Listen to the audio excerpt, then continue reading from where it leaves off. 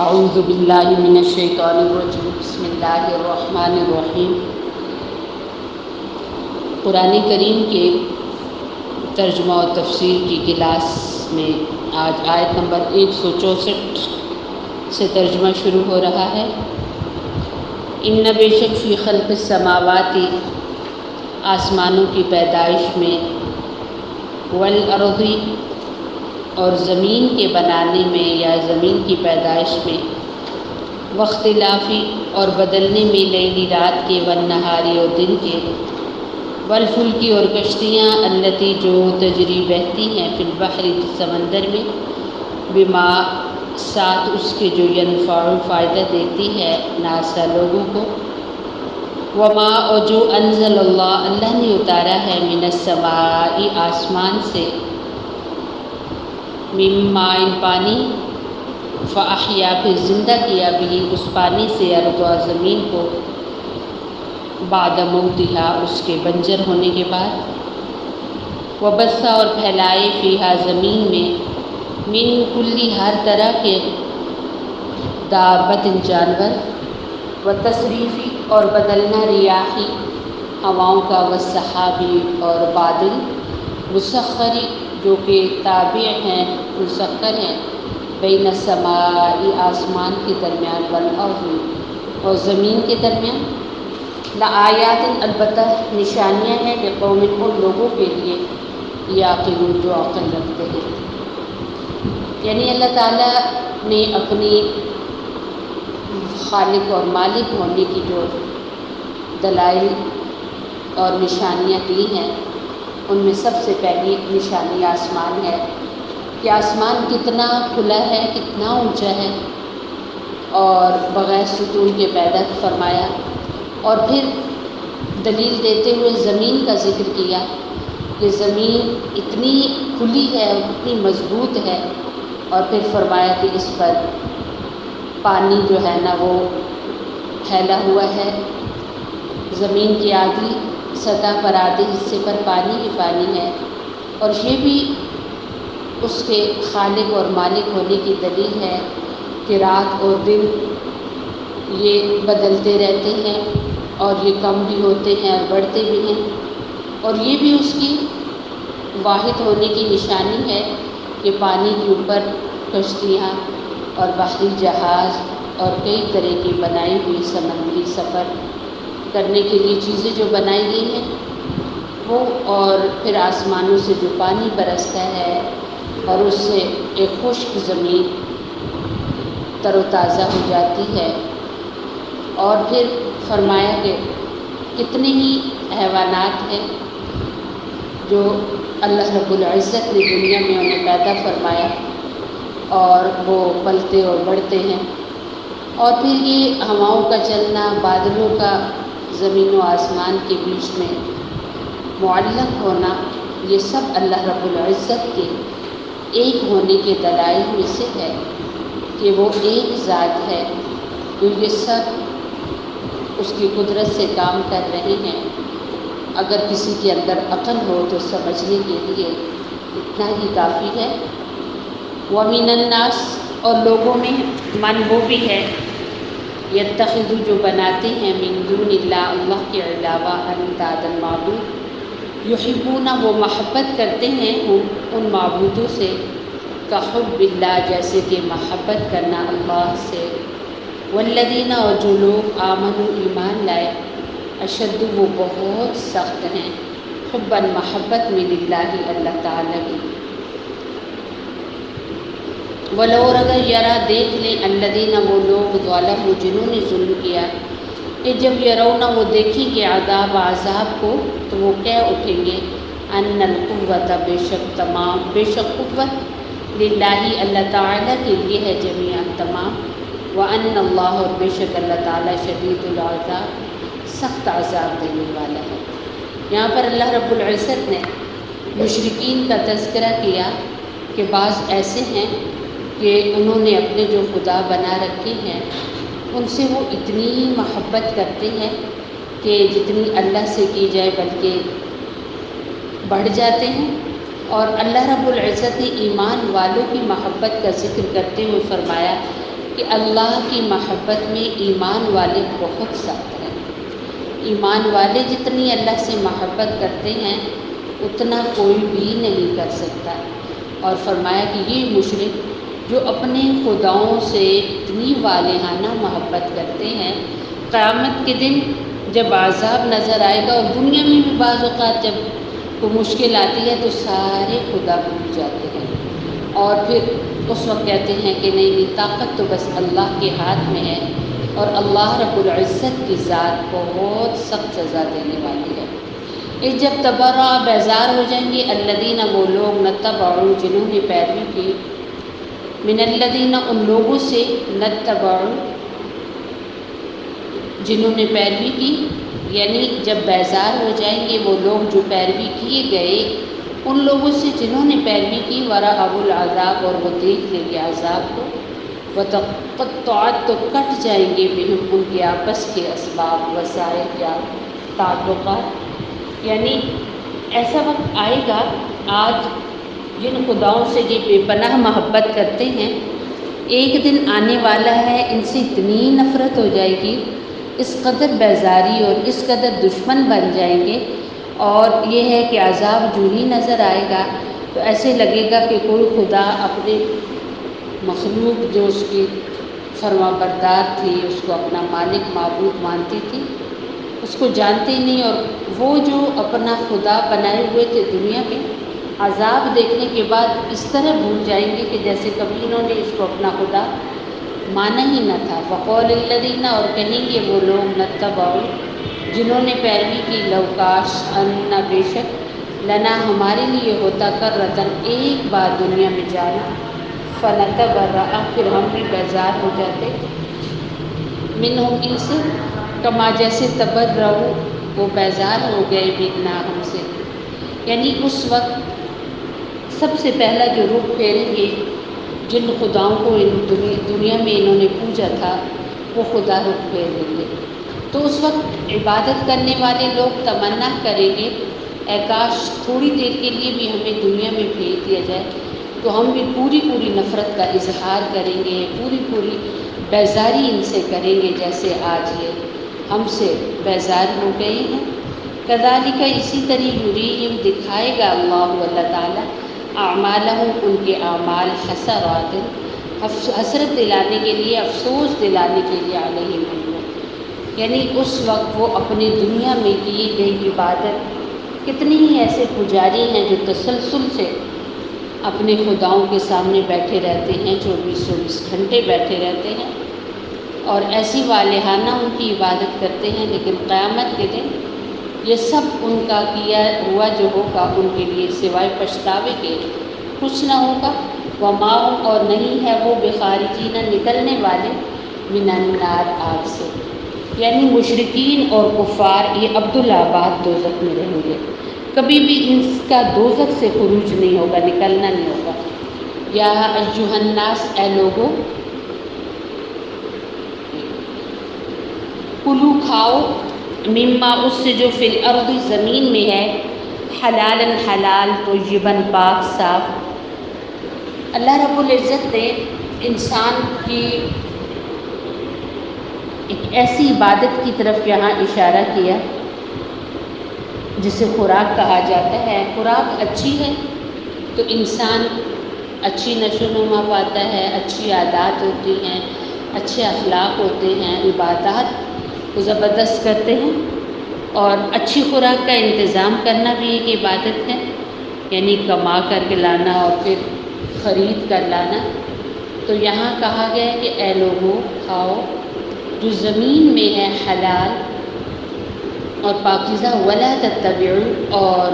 نہ تم پیروی کرو، خطوات الشیطان، شیطان کے قدموں کی، انہ، بے شک شیطان، لکم، تمہارا، عدو، دشمن ہے، مبین، صاف صاف۔ اہل عرب جو تھے یہ بتوں کی عبادت کرتے تھے اور بتوں کے نام پر اپنے جانوروں کو چھوڑ دیتے تھے، آزاد چھوڑ دیتے تھے، اور پھر ان بتوں سے کوئی بھی فائدہ نہیں اٹھاتے تھے۔ اگر ان جانوروں سے کوئی فائدہ نہیں اٹھاتے تھے، اگر کوئی دودھ دینے والا جانور ہے تو اس کا دودھ تھنوں میں ہی ختم ہو جاتا تھا، سڑ جاتا تھا، پر یہ نہیں دھوتے تھے۔ کہتے تھے کہ یہ بتوں کے نام پر ہم نے چھوڑ دیا ہے، لہٰذا اب اس سے نفع اٹھانا ہمارے لیے جائز نہیں۔ ایسے ہی جو سواری کا جانور ہوتا تھا اس کو بھی بتوں کے نام پر جب یہ آزاد کر دیتے تھے تو پھر اس پر سواری کرنا برا جانتے تھے اور گناہ مانتے تھے۔ تو اللہ رب العزت نے فرمایا کہ یہ سب چیزیں جو ہیں یہ شیطانی اعمال ہیں اور شیطان کے پیچھے چلنا ہے،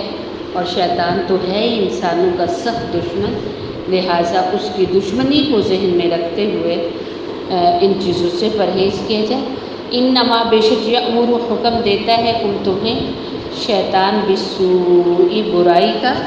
والفحشاء اور بے حیائی کا۔ یعنی شیطان کا کام کیا ہے کہ یہ لوگوں کو برے کاموں پر لگا دے۔ کتنی ہی دنیا میں ایسے کام ہیں جو خود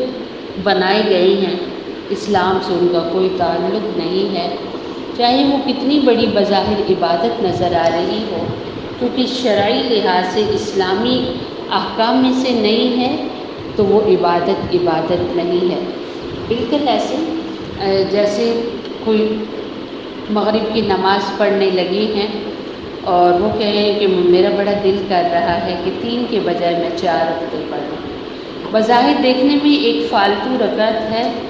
اور نماز ہی تو ہے، لیکن چونکہ اللہ رب العزت نے 3 رکعت پڑھنے کا حکم دیا ہے، اب یہ شوق میں آ کر 4 پڑھ لیتی ہیں تو وہ 3 بھی قبول نہیں ہوگی اور یہ واپس لوٹا کے جائیں گی۔ تو کتنے ایسے احکام ہیں جو شیطانی تراشے ہوئے ہیں، اور شیطان بظاہر یہ دکھاتا ہے انسان کو کہ یہ بہت بڑی عبادت ہے، اسے تو بجا لا۔ تو یہ ہے کہ وہ جب انسان بجا لاتا ہے تو وہ اللہ کا حقیقت میں حکم نہیں ہوتا، وہ شیطانی عمل ہوتا ہے جس پر ثواب نہیں بلکہ عذاب ملتا ہے۔ وَإِذَا جب قیل کہا جاتا ہے لَهُمْ ان سے متبعوا پیروی کرو ما اس حکم کی انزل اللہ جو اللہ نے اتارا، تو قالوا وہ کہتے ہیں بل نہیں بلکہ نتبع ہم پیروی کریں گے ما جس پر الفینا پایا ہم نے آباءنا اپنے باپ داداؤں کو۔ یہ شروع سے چلتا آتا ایک مرض ہے اور ایک سوچ ہے کہ آج بھی نام نہاد مسلمان جتنی بھی بدعات کر رہے ہیں اور جتنے بھی شرک ہو رہے ہیں، اگر ان کو یہ بتایا جائے کہ اسلام میں تو اس کے کوئی اختیار کا حصہ نہیں ہے اور یہ اسلامی احکام سے ہٹ کے ہے، تو وہ کہتے جی ہمیں کیا پتہ، ہمارے تو بڑے ایسے کرتے آئے ہیں اس لیے ہم کر رہے ہیں۔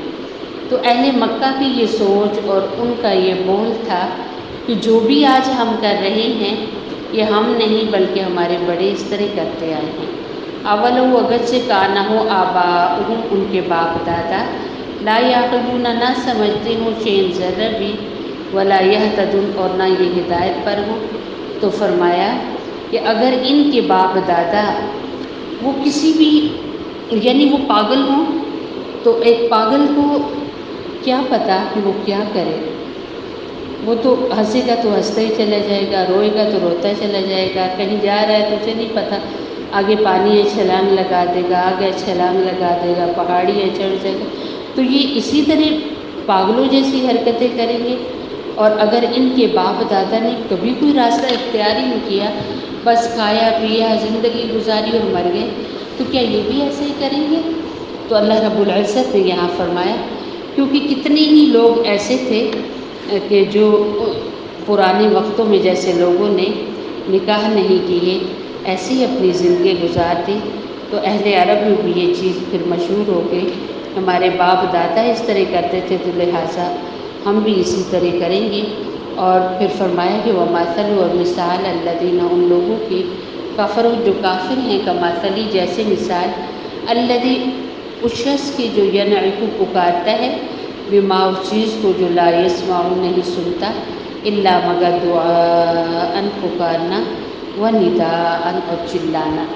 یعنی کافروں کی مثال کیسی ہے جو یہ کہتے ہیں کہ ہم اپنے باپ دادا کے پیچھے چلیں گے؟ یہ اس طرح ہے کہ ایک بندہ ہے، وہ آوازیں لگا رہا ہے، اور کس کو لگا رہا ہے؟ جس کے کان ہی نہیں۔ اور اب یہ آوازیں لگانے والا سوائے شور و شغب کے جو شور کر رہا ہے، جو رولا ڈال رہا ہے، اس کے سوا کچھ نہیں۔ سمن بہرے ہیں، بکمن گونگے ہیں، عمجن اندھے ہیں، فہم پس وہ لا نہیں یعقلون عقل رکھتے۔ فرمایا اللہ رب العزت نے کہ یہ لوگ نہ ان کے کان ہیں، نہ ان کی آنکھیں ہیں، اور یہ ایسے ہی ہیں جیسے پاگل ہوتا ہے۔ یا ایھا الذین آمنوا، اے ایمان والوں، کلوا کھاؤ، من طیبات، عمدہ ما جو رزقنا دیا ہم نے تمہیں، واشکروا، اور شکر ادا کرو، للہ اللہ تعالیٰ کا،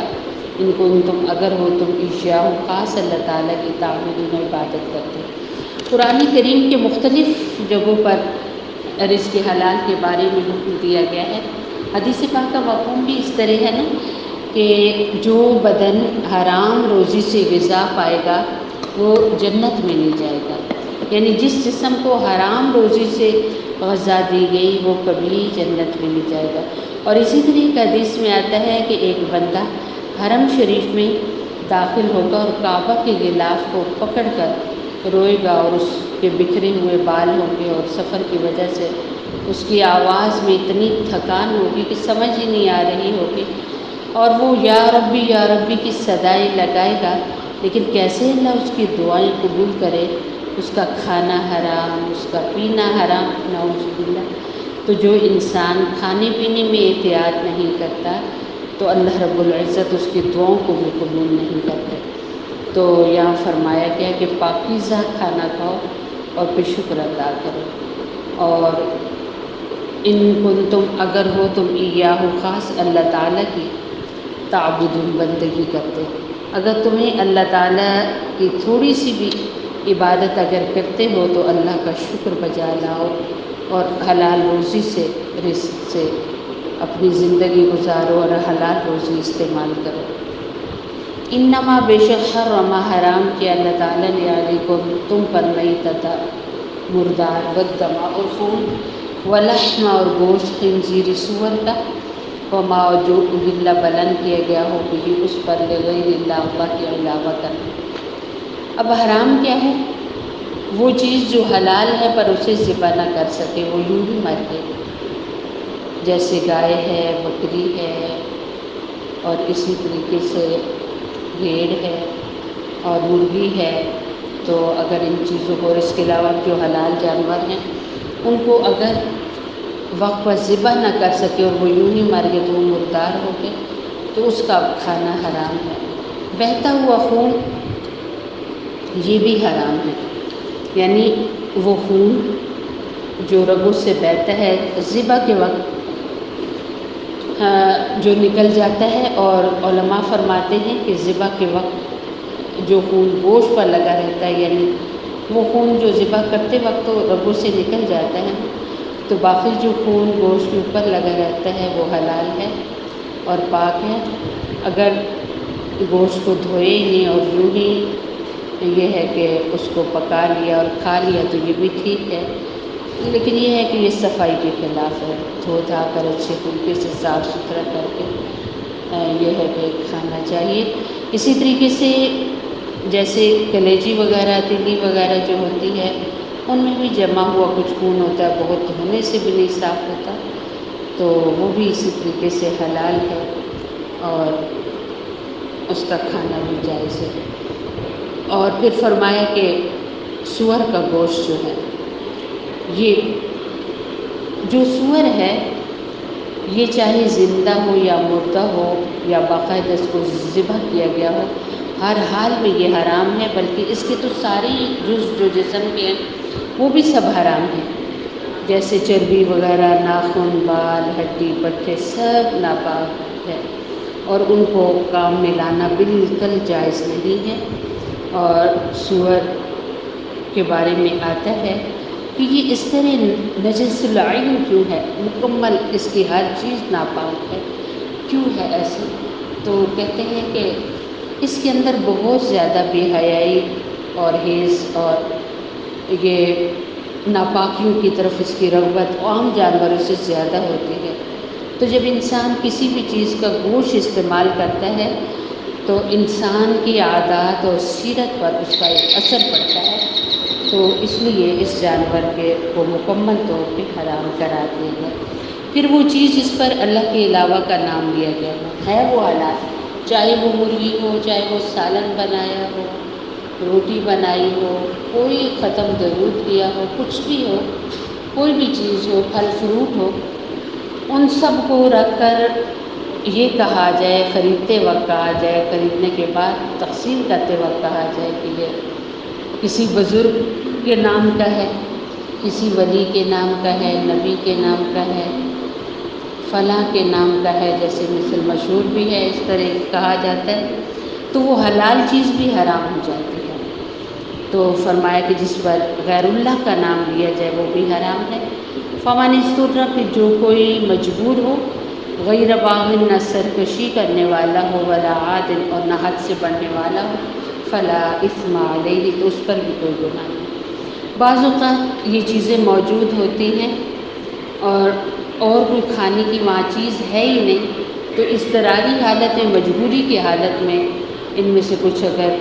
ذرا سا استعمال کیا جائے، جس سے کمر جو ہے نا انسان کی سیدھی رہے، تو یہ جائز ہے۔ تو فلا اثم علیہ، اس پر کوئی گناہ نہیں۔ ان اللہ، بے شک اللہ تعالیٰ، غفور، بخشنے والا، رحیم، مہربان ہے۔ ان الذین، بے شک جو لوگ، یکتمون، وہ چھپاتے ہیں، ما جو انزل اللہ، اللہ نے اتارا، من الکتاب، کتاب سے، ویشترون، اور وہ وصول کرتے ہیں، بھی، اس کے بدلے، ثمنا، قیمت، قلیلا، کچھ، اولئک، یہ لوگ، ما نہیں، یاکلون، مدد کرتے، یاکلون، کھاتے، فی بطونہم، اپنے پیٹوں میں، یا بھرتے اپنے پیٹوں میں، الا النار، مگر آگ کی، ولا، اور نہیں، یکلمہ، کلام کرے گا ان سے اللہ تعالی، یوم القیامت، قیامت کے دن، ولا یزکیہم، اور نہ پاک کرے گا ان کو، ولہم، اور ان کے لیے، عذاب، عذاب ہوگا، علیم، دردناک۔ تو جو لوگ اللہ کے احکامات کو چھپاتے ہیں، لوگوں کی من مرضی کے مسئلے بتاتے ہیں اور اس پر وہ کچھ پیسے لیتے ہیں، تو وہ جو پیسے ہیں، وہ جو دولت ہے، اس سے خریدی گئی چیزیں جب استعمال میں لاتے ہیں تو وہ ایسا ہے کہ اپنے پیٹوں میں جیسے آگ بھر رہے ہیں۔ تو ایسے لوگ قیامت کے دن اللہ رب العزت ان سے اس قدر ناراض ہوں گے کہ علماء فرماتے ہیں، نہ تو اللہ تعالیٰ ان سے بات کرے گا اور نہ نظر رحمت سے دیکھے گا اور نہ ان کو پاک کرے گا، یعنی دوزخ میں ہی پھینک دے گا، وہاں سے نہیں نکالے گا۔ اولئک، یہی لوگ، الذین، وہ ہیں، نشتروا، جنہوں نے خرید لی، ضلالت، گمراہی، بالہدیٰ، ہدایت دے کر، والعذاب، اور عذاب، بالمغفرۃ، مغفرت کے بدلے، فما، پھر کس قدر، اصبرہم، صبر ہے ان کا، علی النار، آگ پر۔ یعنی یہ لوگ ہیں جو دنیا میں لوگوں کی پسند کے مسئلے بتاتے رہتے تھے، تو گویا انہوں نے گمراہی خرید لی، ہدایت بیچ دی، مغفرت بیچ دی اور عذاب خرید لیا، اور حیران ہو کر کہا جا رہا ہے کہ ان کا کتنا صبر ہے آگ پر، یعنی اتنی کم چیز جو ہے، اتنی بے قیمت چیز کے بدلے اپنی آخرت گنوا رہے ہیں۔ کیسے ناواقف لوگ ہیں، کیسے نااہل لوگ ہیں، کیسے ناعقل لوگ ہیں۔ ذالک، یہ بأن اللہ، اس وجہ سے ہے کہ بے شک اللہ تعالیٰ نے نزل، اتاری، کتاب بالحق، حق کے ساتھ، وَإِنَّ الَّذِينَ، اور بے شک جن لوگوں نے، اختلفوا، اختلاف کیا، فی الکتاب، کتاب میں، لفی شقاق، البتہ ضد میں ہے، بعید، دور کی، یعنی یہ جو ان کے اندر اس قدر سختی ہے اور وہ سیدھی راہ کی طرف آنے سے کتراتے اور بھاگتے اور بدکتے ہیں، ایسا کیوں ہے کہ قرآن اللہ تعالیٰ نے سچی کتاب اتاری ہے اور یہ لوگ ان سچی کتابوں میں اختلاف کرتے ہیں۔ لیسا، نہیں ہے، بر، نیکی، ان، یہ کہ، تولو، تم پھیر لو، وجوہکم، اپنے چہروں کو، قبل المشرقی، مشرق کی جانب، والمغربی، اور مغرب کی جانب، ولیکن البر، اور لیکن نیکی ہے، من، جو آمن، ایمان لائے، باللہ، اللہ تعالیٰ پر، والیوم الآخری اور قیامت کے دن پر، والملائکۃ اور فرشتوں پر، والکتابی اور کتابوں پر، والنبیین اور انبیاء کرام پر، وآت المال اور دے اپنا مال، علی حبہ اللہ کی محبت میں، ذوی القربیٰ قریبی رشتہ داروں کو، والیتامى اور یتیموں کو، والمساکین اور محتاجوں کو، وابن السبیل اور مسافروں کو، والسائلین اور مانگنے والوں کو، وفی الرقاب اور گردنوں کو آزاد کروانے میں، اور نماز، واقام الصلاۃ اور نماز قائم کرنا،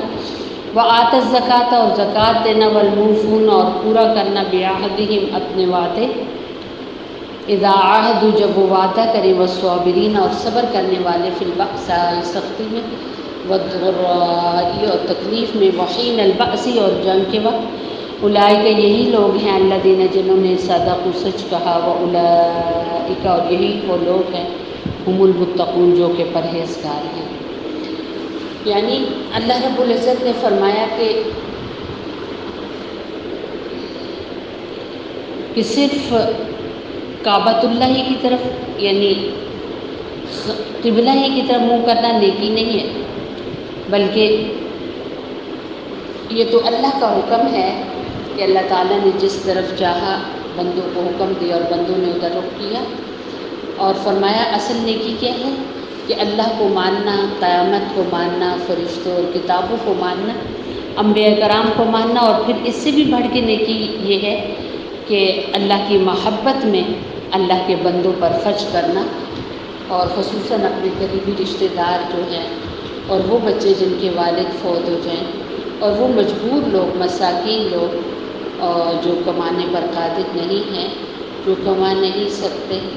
اور مسافروں پر جو اپنے ایریے میں تو بے شک بھی امیر ہو، لیکن اگر وہ سفر میں ہے اور اس کے پاس مال و دولت کچھ بھی نہیں رہا تو وہ بھی مسکین ہے، اور مسافر، والسائلین اور سوال کرنے والے لوگ، یعنی دروازوں پہ آ کر دستک دے گا، یا گاڑی کی جو ہے گاڑی کے قریب آ کر وہ آپ کے سامنے ہاتھ پھیلاتے ہیں، تو اللہ کے نام کے صدقے انہیں دے دیجیے، یہ حق ہے۔ اور پھر فرمایا کہ گردنیں آزاد کرنے میں، یعنی جو لوگ ناحق قید ہو جاتے ہیں تو ان کو قید سے رہائی دلوائی جائے،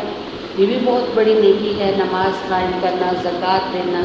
وعدوں کو پورا کرنا، اور مشکلیں جب آئیں، سختیاں جب آئیں ان پر صبر کرنا، تو فرمائے یہ لوگ سچے ہیں اور یہ وہ لوگ ہیں جو ڈرنے والے ہیں۔ اللہ رب العزت عمل کی توفیق عطا فرمائے، اور اصل نیکی جو یہاں بیان کی گئی ہے اللہ تعالیٰ اس نیکی کو اپنانے والا بنائے۔ سبحان ربک رب العزت عما یصفون وسلام علی المرسلین والحمد للہ رب العالمین۔ اللہم اغفر لامت محمد صلی اللہ علیہ وسلم، اللہم ارحم لامت محمد صلی اللہ علیہ وسلم، اللہم اصلح لامت محمد صلی اللہ علیہ وسلم۔